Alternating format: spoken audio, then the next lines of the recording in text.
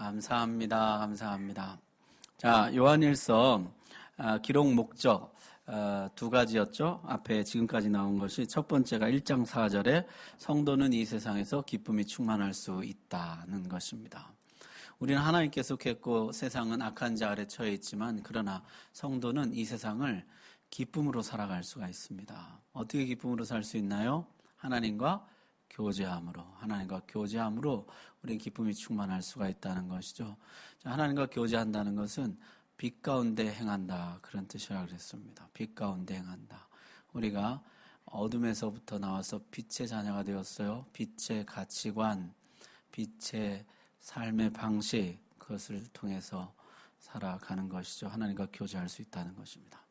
자, 그러다가 우리가 어둠의 본성이 아직 남아있다 보니까 어둠의 일들을 할 때가 있어요. 어둠의 방식으로 살 때가 있어요. 그때는 어떻게 하라고요? 자백함으로 우리의 죄를 회개하는 것입니다. 이런 건 하나님 다 눈 감아주셔. 이런 건 죄가 아니야. 난 이미 하나님 자녀가 됐기 때문에 이런 건 죄가 아니야. 이렇게 하지 말고 하나님 제가 잘못했습니다. 정직하게 인정하고 자백하는 것. 그것이 하나님과 교제를 지속하면서 이 땅을 기쁨 가운데 살아가는 길이라 그랬습니다. 두 번째는 2장 1절이죠. 성도는 이 세상에서 죄를 범하지 않을 수 있다는 것이에요. 언제 죄를 범하지 않을 수 있습니까? 예수님을 알 때이죠. 예수님을 알 때. 자, 우리는 어떻게 예수님을 알 수 있습니까? 그의 계명들을 지키려고 할 때 예수님을 알아가게 된다 그랬습니다. 자, 그렇다면 계명은 무엇인가? 오늘 7절 8절에 보니까 이 계명은 옛 계명이면서 동시에 새 계명이라 그렇게 말씀합니다. 옛 계명이라는 것은 무슨 뜻일까요?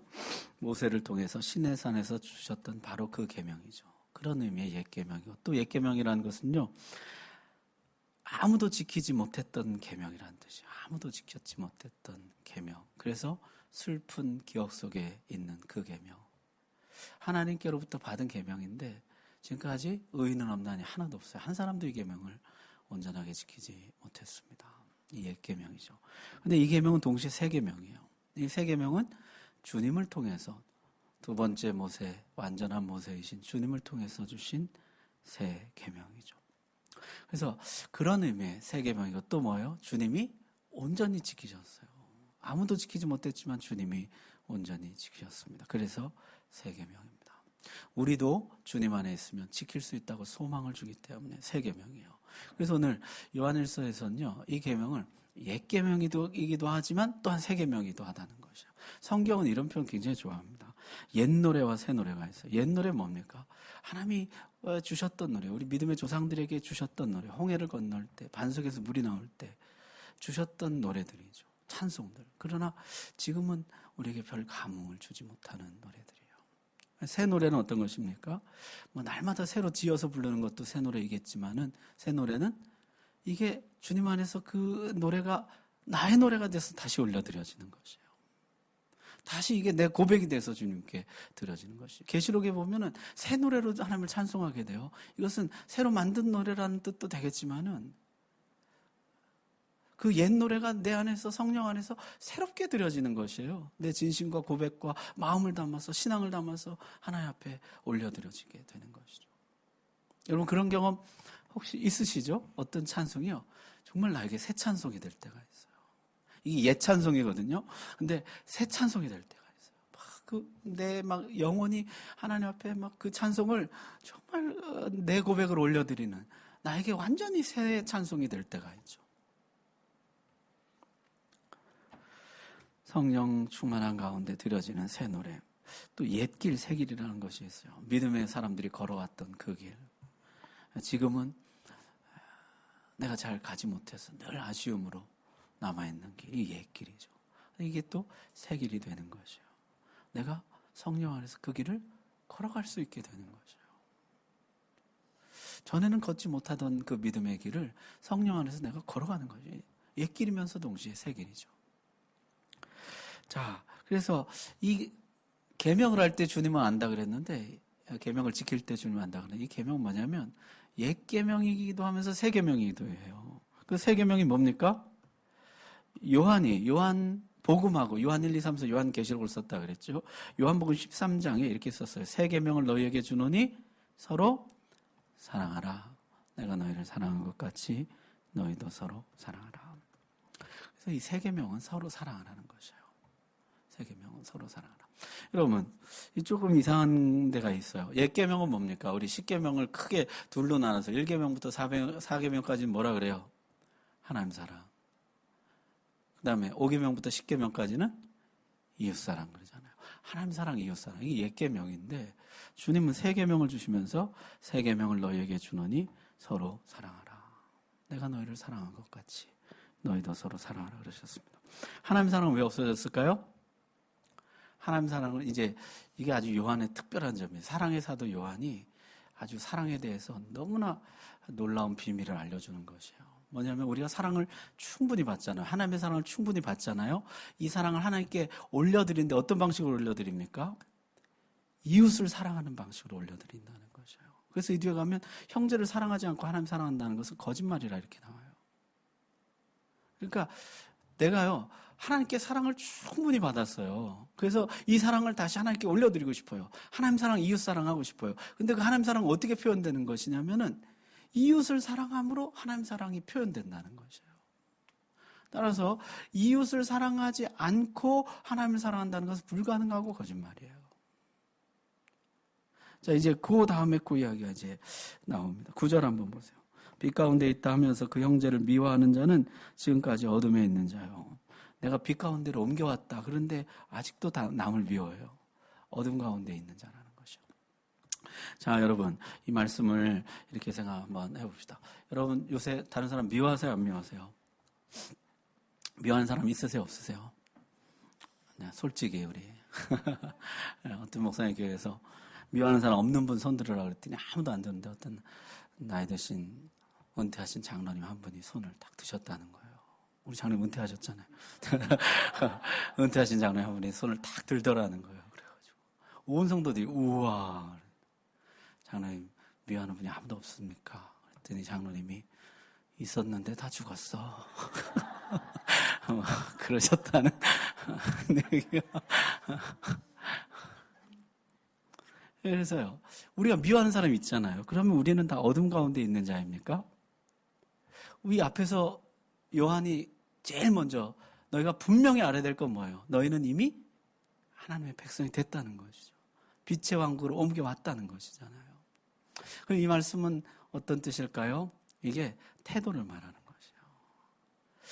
어둠의 왕국에서는요, 기본적인 태도가 미움의 태도예요. 빛의 왕국에서는 기본적인 태도가 사랑의 태도입니다. 여러분, 자, 이거 보세요. 내 기본적인 태도가 미움의 태도예요. 미움의 태도를 기본으로 깔고 그 위에 내가 좋아하는 사람, 내 마음에 드는 몇 사람에 대해서는 비난을 보류합니다. 그러나 그게 오래가지 못해요. 기본적인 태도가 미움이기 때문에요. 이게 조금만 내 눈에 거슬리면 금방 이내 비난하고 정죄합니다. 내 기본 태도가 미움의 태도. 이게 어둠의 왕국에 사는 사람들의 태도예요. 반면에 사랑의 기본 태도를 가진 사람은 어떻습니까?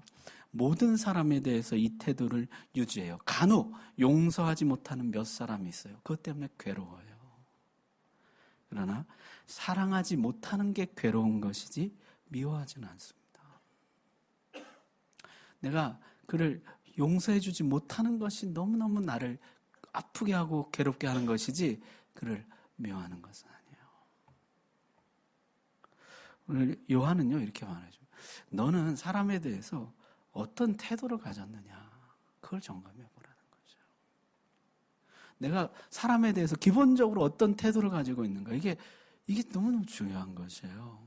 내가 하나님의 은혜를 충분히 받았잖아요. 그러면 태도가 바뀐다고요. 어둠의 왕국에서 빛의 왕국으로 옮겨간 사람은요 사람을 대하는 기본 태도가 바뀌어요. 미움의 태도에서 사랑의 태도로 바뀐다는 거죠. 이 태도가 바뀐 것, 이게 주님 안에서 이게 거듭남의 증거예요. 빛의 왕국으로 옮겨온 증거예요. 따라서 내 태도가 바뀌었는가 이거를 돌아보는 게 중요합니다. 오늘 아까도 어떤 가정의 이야기를 들었는데 좀 마음이 아프더라고요. 가족인데 서로를 향해서 비난의 태도를 갖고 있어요. 사실 가족을 향해서 서로 긍휼의 자세를 갖고 있습니다. 서로 불쌍히 여기면 좋은데 서로 못마땅하니까요. 서로 끊임없이 비난하는. 안타까운 일이죠. 여러분, 내가 기본적으로 난 사람에 대해서 어떤 태도를 가지고 있나 점검해 보는 것이 중요합니다. 자, 앞에서부터 이어서 보면 이런 것입니다. 우리는 죄를 이길 수가 있어요. 이건 노력해서 이기는 게 아니고 예수 그리스도 안에 있으면, 예수 그리스도를 알면 알수록 우리가 죄를 이겨간다 그랬습니다. 예수 그리스도를 안다는 건 뭐냐면 그 계명을 지키는 것이에요. 그 계명은 뭐냐면 사랑하는 것이에요. 사랑의 태도를 갖는 것이에요. 따라서 내가 사랑의 태도를 가지려고 하면 가지려고 할수록 점점 예수님을 알아가게 돼요. 내가 사랑을 하려고 하면 할수록 점점 주님의 마음을 알게 돼요. 내가 누군가를 정말로 사랑하려고 마음에 품으려고 하려고 할수록 주님을 알게 돼요. 내가 모든 사람에게 대해서 사랑의 태도를 가지려고 하면 할수록 때때로 내 속에서 불쑥불쑥 튀어올라오는 이 미움의 태도들, 이것을 내가 억누르고 사랑의 태도를 가지려고 할 때 주님을 알게 된다고요. 그런 자는 죄를 점점 이겨간다는 것이에요. 따라서 예수님을 안다는 것은 첫 번째로요, 사랑의 태도를 갖는 것입니다. 이 사랑은요, 선별적으로 내가 좋아하는 사람에 대해서는 사랑이 나오고 미워하는 놈은 미움이 나오고 이런 것이 아니라 기본적으로 내 태도가, 내 자세가 사랑의 태도, 사랑의 자세로 바뀌는 것이에요.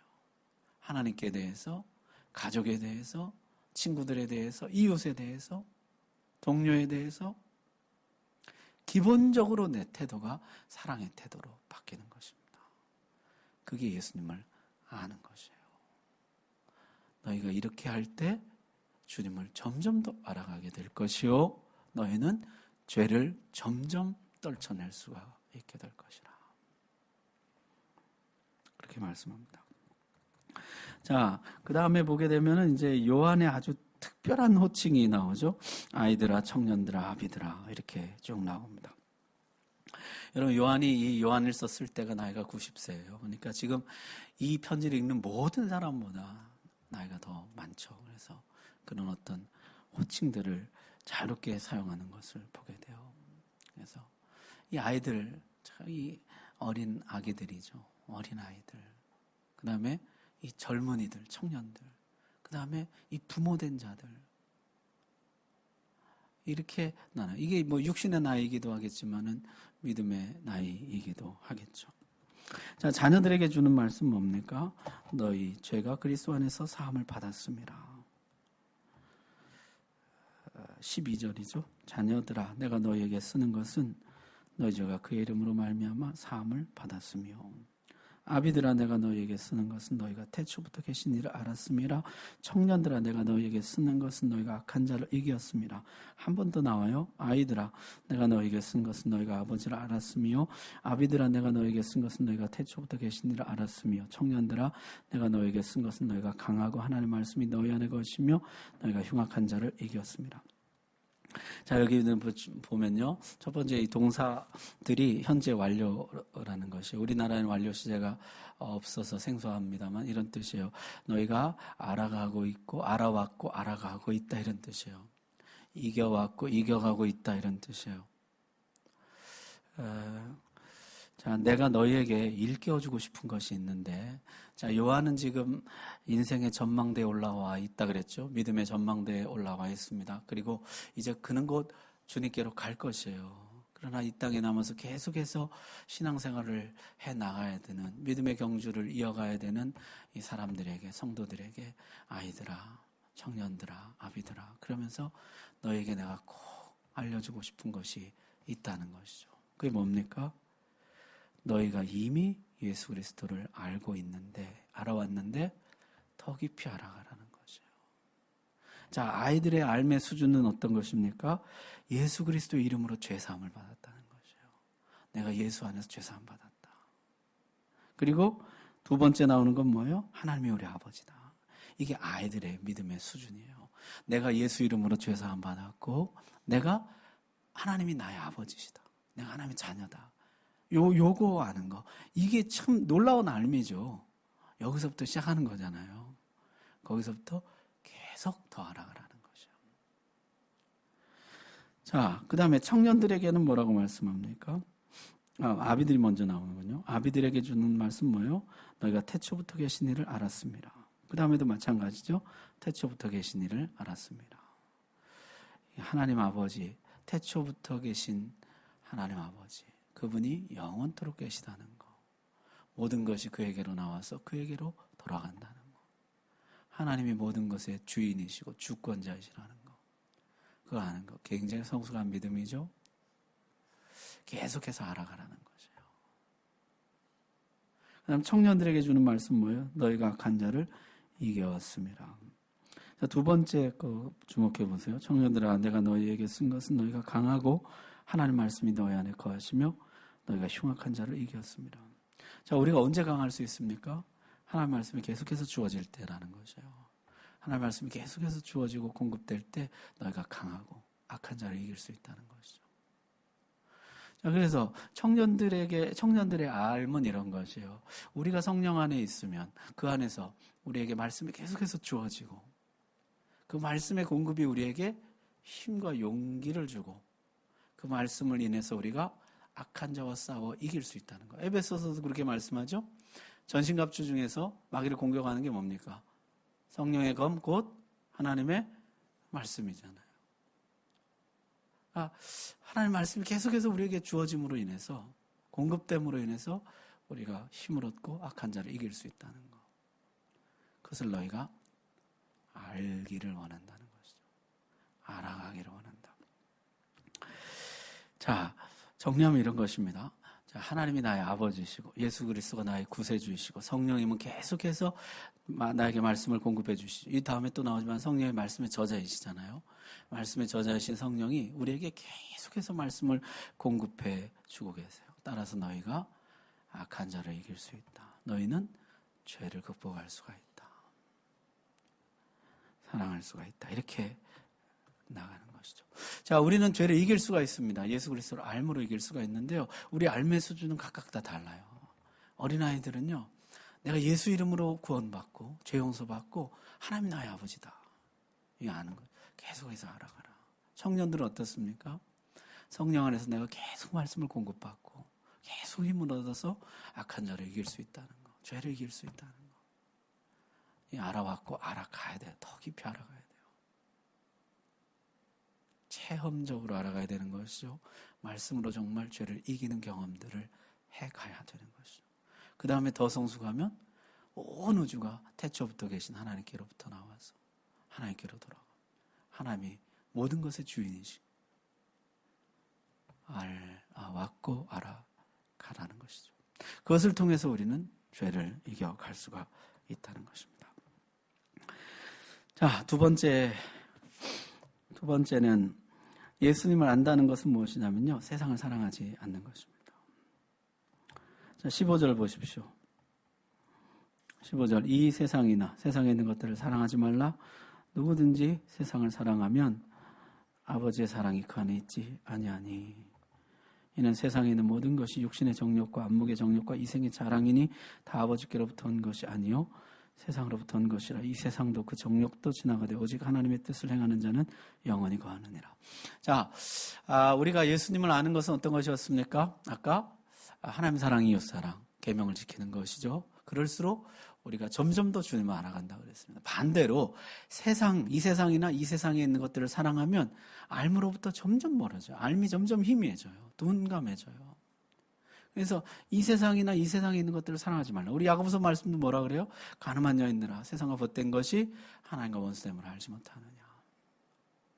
이 세상을 사랑하면요, 우리는 주님에 대한 알미 점점 희미해지고 줄어들게 돼요. 잊어버리게 돼요. 세상을 사랑하지 말라는 것이죠. 자, 세상 사랑은요, 이 요한은요, 사랑의 사도인데 이렇게 세 가지로 정리를 해줍니다. 세상 사랑하는 게 뭐냐면 육신의 정욕, 안목의 정욕, 이생의 자랑이라는 것이에요. 이게 세상 사랑이에요. 참 그러고 보면요, 요한은 진짜 하나님이 오래 살게 해주신 그 참 이유가 있는 것 같아요. 굉장히 어떤 사랑에 대해서 좀 깊이가 있는 것, 통찰이 있는 것 같아요. 세상을 사랑하는 거 크게 세 가지라는 거죠. 육신의 정욕을 사랑하는 것이고 안목의 정욕을 사랑하는 것이고 이생의 자랑을 사랑하는 것이에요. 첫 번째 육신의 정욕이죠. 감각의 집착이에요. 이 육신의 정욕이라는 것은 감각에 지나치게 집착하는 것이에요. 어둠의 일들은요, 우리의 감각을 자극하기 때문이죠. 여러분, 좋은 것을 보고 듣고 맛보고 좋은 촉감을 느끼고 싶은 것 어떻게 보면 정당한 것이죠. 정당한 욕구입니다. 문제는요, 과도한 것이에요. 너무 시각을 만족시키려고 하고 너무 청각, 후각, 미각, 촉각에 집착해가지고 그 감각을 최대한으로 만족하게 하려고 할 때, 그 감각을 풀로 만족시키려고 할 때 우리가 이 세상을 사랑하게 됩니다. 어둠의 일들에 사로잡히게 되는 것이죠. 너무 미각을 만족시키려고 하지 말라는 것이에요. 그래서 적당히 맛있으면 그냥 맛있다. 그러고 이제 말아야지. 너무 맛있는 거 그러면요. 여러분, 그 중세시대 귀족들이 그 무슨 짓을 했는지 우리 이야기를 했잖아요. 먹고요. 그 자리에서 옆에 깃털 넣어가지고 간지럽혀가지고 그 자리에서 다 토해내는 것이에요. 배불르면 못 먹으니까요. 너희들은 굶주리는데 그런 짓을 하는 것이죠. 텔레비전에 그 최불암 아저씨의 그 명언 있잖아요. 꼭꼭 씹으면 다 맛집이야. 뭐 이런. 그냥 하나님 주신 거 맛있게 먹고 그냥 감사하고 참 맛있다.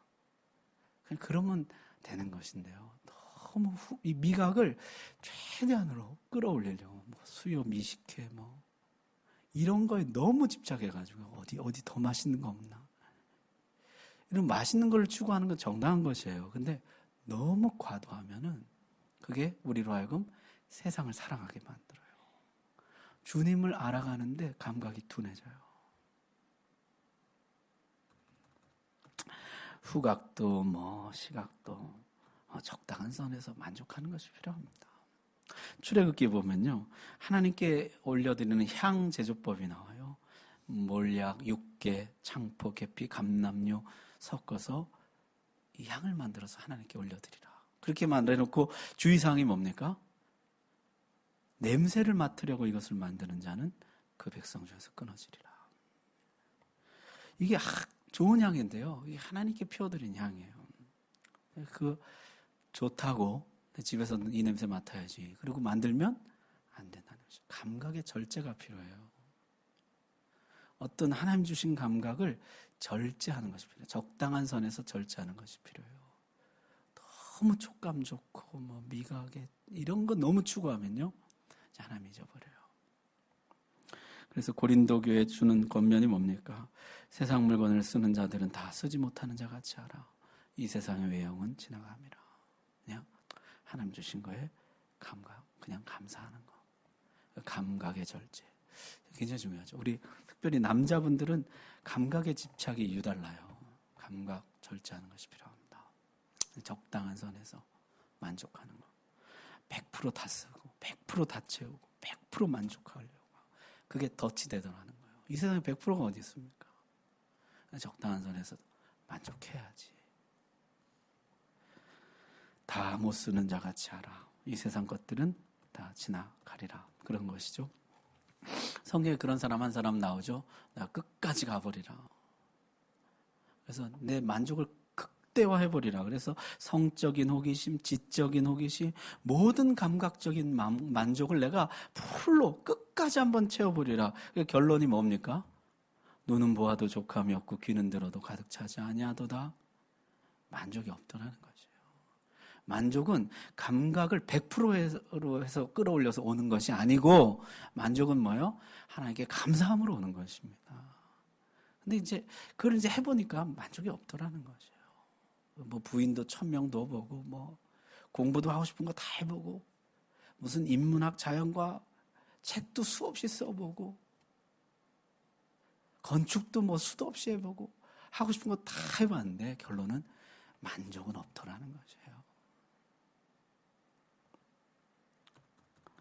너무 집착하지 말라는 거죠. 그냥 하나님 보여주는 거에 감사하고, 들려주는 거 감사하고, 그냥 냄새 맡는 거, 맛보는 거, 느끼는 거 그냥 그 정도에 적당히 감사하는 거. 감각의 절제. 그게 굉장히 중요하다는 것입니다. 특별히 내가 감각에 예민하다. 이런 분들은 하나님 앞에 좀 기도를 많이 하셔야 돼요. 하나님 내가 적당한 선에서 감사하고 만족하고 절제할 수 있도록. 자, 두 번째 안목의 정력이죠. 이 안목의 정력은요, 직역을 하면은 눈들의 정력이에요. 잘 보이고 싶은 마음이죠. 그래서 세상을 사랑하는 두 번째는요, 잘 보이고 싶은 마음을 사랑하는 것이에요. 잘 보이고 싶어요. 이게 모두에게 있죠. 인정받고 싶은 거. 그래서요, 바리새인들이 그렇게 책망을 받으면서도 외식을 버리지 못한 이유가 뭡니까? 잘 보이고 싶은 마음 때문에, 위선, 허영 때문에. 그러니까 어떻게 해요?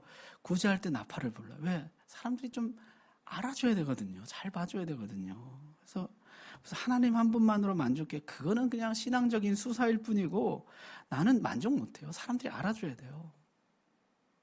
하나님만 아는 것 갖고는 안 채워진다고요. 사람들이 알아줘요. 목사님이 알아줘야 되고 장로님, 권사님이 알아줘야 되고 옆에 성도가 알아줘야 되고요. 온 교회가 다 알아줘야 되고 가족들이 다 알아줘야 돼요. 그저 뭐 주님만 이거 갖고는 안 돼요. 금식할 때 꼭 표를 내고요. 제가 그 초대교회에서 할 때 말씀드렸는데요. 이스라엘의 장날이 월요일, 목요일 일주일에 2번이에요. 바리새인들이 무슨 요일에 금식했을까요? 일주일에 1회에 2번 금식한다 그랬잖아요. 이 사람들 참 특별한 사람. 일주일에 2번 금식하는데 무슨 날 했을까요? 월요일, 목요일에 금식하는 것이에요. 그리고 금식하고 어떻게 해요? 금식하는 표를 내고 시장에 나오는 것이에요. 사람들이 모이니까요. 아이고, 금식하세요. 경건하시네요. 그걸 하고 싶은 거예요, 그거를. 내가 금식하는 걸 아무도 모른다는 사실을 견딜 수가 없는 것이에요. 누군가가 좀 알아줘야 돼요, 누군가가. 내가 오늘 2시간 기도했다는 걸 누군가가 좀 알아줘야 돼요. 내가 야고보서 암송을 5장까지 다 끝냈다는 거를 누군가가 좀 알아줘야 돼요. 그냥 하나님만 아시는 것 갖고는 절대 만족이 안 돼요. 내가 얼마나 교회를 사랑하는지를, 주님을 사랑하는지를 누가 알아줘야 돼요. 기도할 때 거리에 오기 위해서 큰 소리로 기도하는 이유, 이게 다 뭐예요? 이게 눈들의 정력이에요. 누군가 봐주기를. 누가 좀 나를 봐주기를.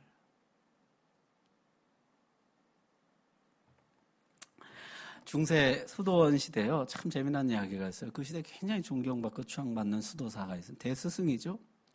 이 사람이요, 아무에게도 알리지 않고 사라졌어요. 제자들이요, 수소문 끝에 10년 만에 찾아서 어디 수도원의 산에 혼자 기도하고 돛 닦고 있다, 이런 걸 알아가지고 찾아갔어요. 근데 보자마자 스승님이 화를 내더라는 거예요. 왜 이제 왔냐고. 얼마든지 나를 찾아올 수 있는 흔적을 남겨놓고 왔는데 왜 이제 왔냐고. 우리는 그래요. 누군가가 알아주길 바라요. 그것도 내가 아무에게도 알리지 않고 사라졌다는 사실까지 알아주길 바라요.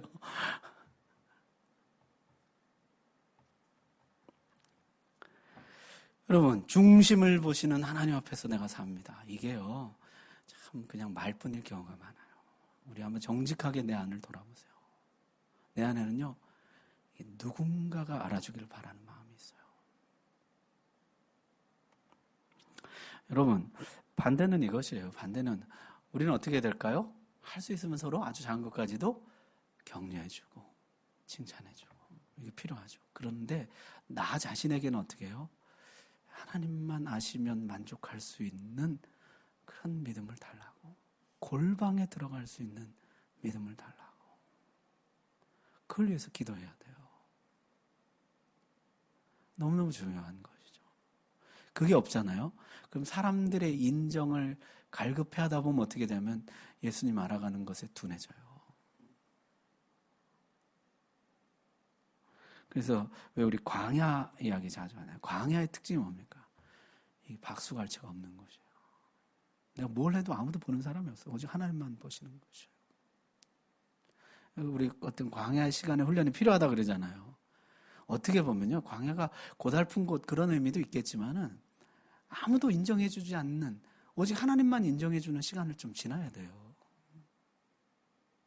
누군가는 좀 봐줬으면 좋겠고 알아줬으면 좋겠지만은 아무도 알아주지 않고 봐주지 않는, 오직 하나님만 정말 보시는 그런 시간을 조금 지나야 돼요.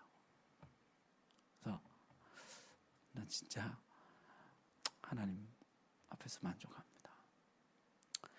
우리 찬송도 하잖아요. 당신의 그 섬김이 천국에서 해가 지는 날이. 주님이 알아주시면 족할인가요?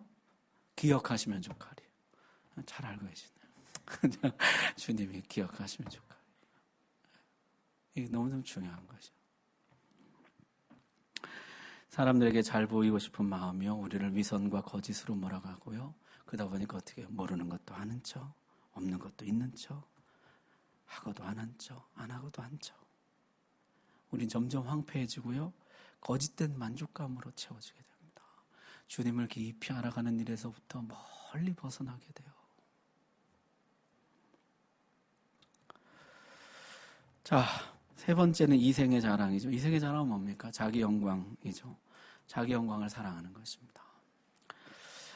자기 영광이란 것이 묘하게도 일정 부분 다른 사람의 영광이나 하나님의 영광을 훼손해야만 자기 영광이 드러나게 되거든요. 이게 참 묘한 것이에요. 그래서 출신에 대한 자랑, 가족에 대한 자랑, 부지런함에 대한 자랑, 자기 어떤 특별함들에 관한 자랑, 인맥에 대한 자랑, 업적과 성취에 대한 자랑, 이런 것들은요, 일정 부분 다른 사람을 조금 그 영광을 훼손하고 조금 이렇게 깔아야지 내 영광이 드러나게 되는 거죠. 예를 들어서요, 제가 이제 꼭 이런 데는 제 예를 듭니다. 여러분들 시험 드실까봐.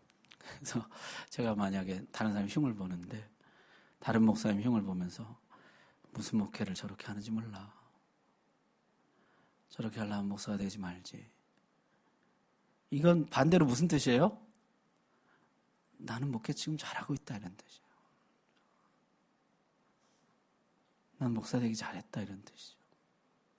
일정 부분 다른 사람을 희생하고 나에게 값없이 주신 하나님의 은혜를 훼손해야 나는 내 자랑을 할 수 있고 내 영광을 드러낼 수가 있는 것입니다. 그래서 온전히 다 하나님의 은혜입니다, 이러면요 내 자랑을 할 수가 없어요. 이생의 자랑이 있을 수가 없어요.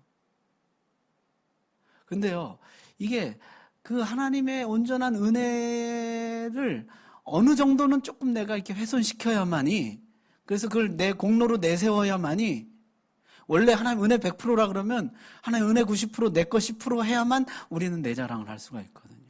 이생의 자랑을 추구하고 드러낼 수가 있거든요.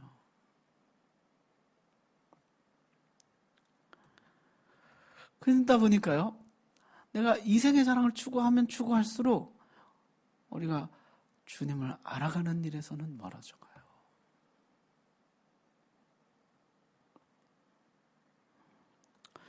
네가 가진 것 중에 받지 않은 것이 무엇이냐? 다 받은 것뿐이라면은 네 자랑이 무엇이냐? 이게 굉장히 중요한 것이죠.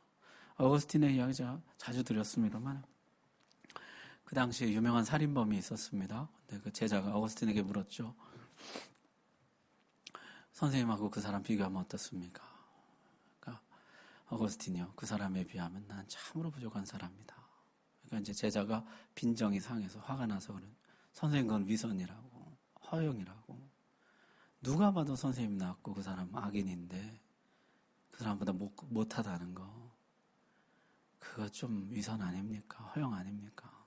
그때 어거스틴이 한 유명한 이야기가, 나에게 준 은혜를 그 사람에게 줬더라면 그 사람 벌써 성자가 되었을 걸세. 오늘 내가 이만큼 된 거는 100% 하나님의 은혜예요. 사도 바울도 그랬죠. 나 원래 살인자요, 폭행자요, 비방자였는데 이만큼 된 건 뭐예요? 다 은혜예요. 다 은혜. 100% 은혜라고. 내 공로 1도 없다고요. 근데 우리가 내 공로 1이라도 내세우려면 어떻게 해요? 하나님의 은혜를 깎아내릴 수밖에 없어요. 이거를 100짜리를 90으로 만들어야 이게 내 공로를 내세우잖아요.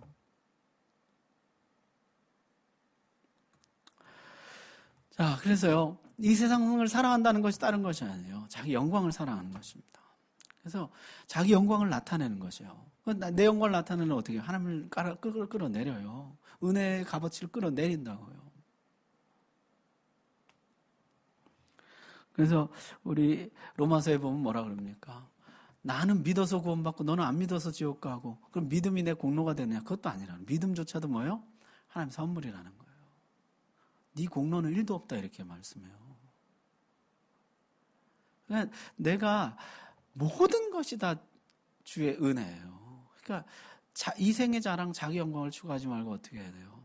오직 하나님께 영광 돌리고 하나님 찬송하고 살아야 되는 것이죠. 근데 이제 우리가 자꾸만 뭔가 이제 이생의 자랑이 있어요. 그래서 성경의 팔복 중에 첫 번째 보면 심령이 가난한 자. 나는 가난한 자입니다. 이 가난하다는 말이 파산했다는 뜻이에요. 나는 파산한 사람입니다. 1만 달란트 빚진 자예요. 주인이 탕감해 주는 것 외에는 나는 아무 소망도 없어요. 이 빚을 벗어날 길이 없어요. 그게 파산이에요, 파산. 나는 파산한 자입니다. 심령이 가난한 자는 복이 있나니 천국이 저희 것이며. 천국은요, 파산한 자들의 나라예요. 내 공로는 1도 없습니다. 그런 사람들의 나라예요. 성경에 온통 그런 이야기죠. 나는 무익한 종입니다. 나는 부자격자입니다. 난 뭐 아무도 써준 사람이 없는데 11시에 부름받은 사람입니다. 천국은 다 그런 자들의 나라예요. 뭔가 조금 내 공로가 있다 그러면 어떻게 해요? 첫째가 꼴찌 되는 것이에요. 나 조금 일찍 왔는데 그럼 이제 꼴찌 되는 것이에요.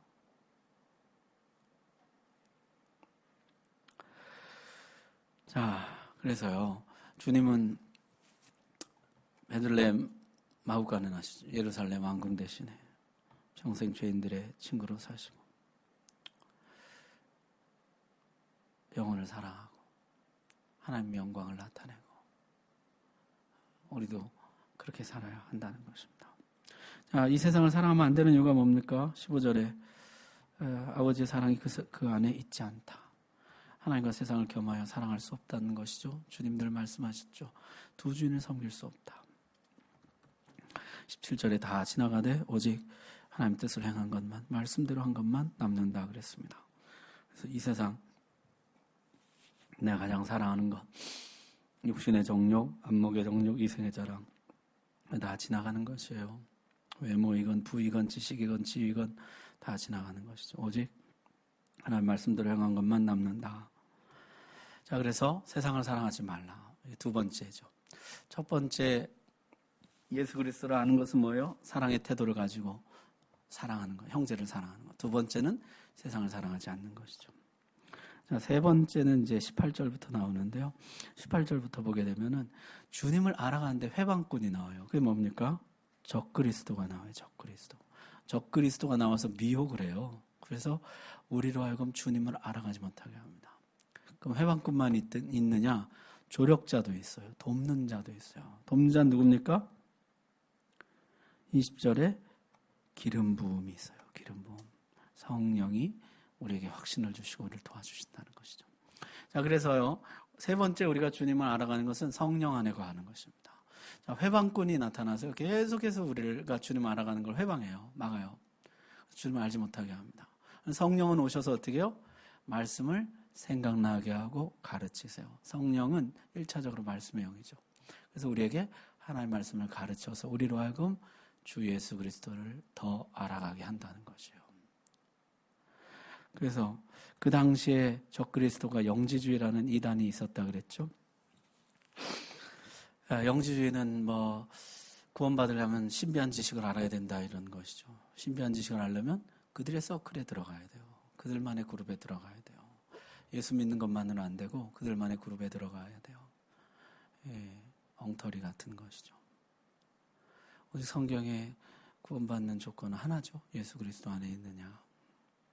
자, 그 당시에 또 가연설이라는 것이 있었어요. 뭐냐면은 하나님이 어떻게 고통을 받냐고. 그러니까 사실 하나님 고통받은 게 아니고 예수는 인간이에요. 예수는 인간인데 세례 받을 때 성령의 비둘기 같이 오면서 하나님이 그 속에 임하셨다는 것이에요.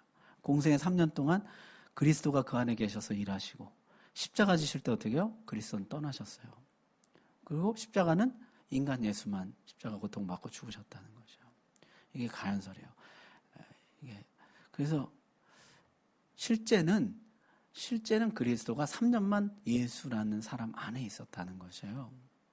따라서 우리가 예수를 믿는 건 의미가 없고 그리스도가 공생에 3년 동안 하신 일이 무엇이냐? 이 그리스도 의식, 하나님 의식으로 우리가 충만케 되는 게 중요하다는 거죠. 예수는 믿을 필요가 없고 우리에게 중요한 것은 뭐냐면은 하나님 의식으로 가득해지는 것이에요. 그래서 늘 하나님 생각하고. 그럼 죄 문제는 어떻게 되나? 죄는 누가 해결한 것이에요? 이 하나님을 알아가는데, 예수 그리스도를 알아가는 데 있어서 적그리스도들이 자꾸 나타나서요. 이런 것들이 우리가 예수 그리스도를 바로 알아가는 것을 방해한다고요. 해방꾼들이에요. 지금도 이 교회 2000년 역사에 이단이 없었던 적은 단 한 번도 없어요. 항상 주님을 아는데 방해합니다. 온갖 별별 이야기들 다. 지난 시간에도 지옥은 없다고. 영혼 수면설. 예수 믿는 사람 천국 가지만은 안 믿는 사람은 다 잠잔다. 소멸설. 안 믿는 사람 영혼은 사라진다. 오만 잡다한 이야기들이 다 많이 있어요. 다 뭐예요? 성경 말씀이 거짓말. 예수님 뭐라 그래서 지옥에서 다 고통받으리라. 아버지 아브라함이 손끝에 물 한 방울 찍어서 우리에게 던져주라고. 주님 말씀 다 거짓말이에요? 겁주기 위해서 하신 말씀이에요? 그러니까 이제 우리가 주님을 알아가는 데 있어서 성경과 다른 이야기를 하는 이단들이 점점 나타나요. 적그리스도들이죠. 반대로 성령의 기름 부으심이 있어요. 이분은 어떠냐면 말씀의 저자이시고 우리에게 말씀을 끊임없이 공급해 주시는 분이세요. 그래서 성령의 안에서 말씀을 깨닫고 그 안에서 말씀 안에 자라가게 된다는 것이죠. 그러면 점점 주님을 알게 된다. 그렇게 말씀합니다. 자, 정리하면은 우리는 요한일서를 쓰게 된 목적 두 가지죠. 첫 번째는 기쁨으로 살 수 있다는 거죠. 하나님과 교제한. 두 번째는 죄를 이길 수 있다는 거죠. 예수를 할 때. 어떻게 예수를 하냐? 첫 번째 어떻게 해요? 사랑하려고 합니다. 자꾸 사랑할수록 예수를 더 알게 돼요. 두 번째는 어떻게 해요? 세상을 사랑하지 않는 것이에요. 세 번째는 성령 안에서, 성령의 기름 부음 안에서 그 말씀 가운데 자라가는 것이에요. 그것을 통해서 예수 그리스도를 알게 되고 알면 알수록 우리는 죄를 이기게 된다는 것입니다. 기도합시다.